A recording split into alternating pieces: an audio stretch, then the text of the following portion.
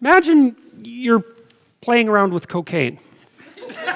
Now, I'm using cocaine because it's very addictive, but it's a very interesting chemical because it's a dopaminergic agonist. And what dopamine does is two things. It makes you feel like what you're doing is worthwhile, but it also, imagine that there's a bunch of neural circuits that are active and then they get a hit of dopamine, or you do. Then those neural circuits get a little bit more powerful.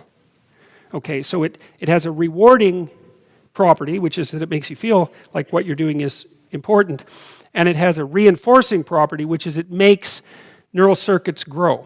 So now what that means is that whatever you were doing just before you took cocaine grows. Okay, so now imagine there's a bunch of different things that you do just before you take cocaine, but there's a string of decisions, and at one decision point is the same for all of those different occurrences. And that decision point is, because you know you're in trouble, and that decision point is, well, to hell with it. Okay, so then you think that each of the 200 times that you take cocaine, even though you do it in different places, but that one thought is there all the time, and that thing grows because you're reinforcing it, and it grows and it grows and it grows. And so now that's in you, that's part of you, and it's the thing that says to hell with it. Okay, so now, and maybe that's not such a good thing to grow inside your brain.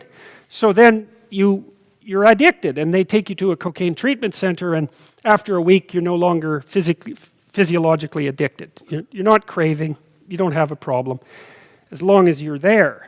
But then they take you back to your normal environment and you see like Cocaine Joe, your friend, and as soon as you see him, up that thing comes and bang, you're back on the to hell with it track. And that's where you will end up too, if you reinforce that particular perspective long enough. So that's akin in a sense to this decision-making process. You know, if you take the low road, then that wins, and it gets a little stronger. Because everything that wins neurologically gets a little stronger. It's like a Darwinian competition. So one rule is don't practice what you don't want to become, because you really do become that. It builds itself right into your neural architecture. And that's one of the terrifying things about addiction, you know, because you think, well, it's kind of psychological. It's like, yeah, kind of. It's also kind of neurophysiological, and you build a one-eyed cocaine monster in your head if you hit yourself enough with something that reinforcing.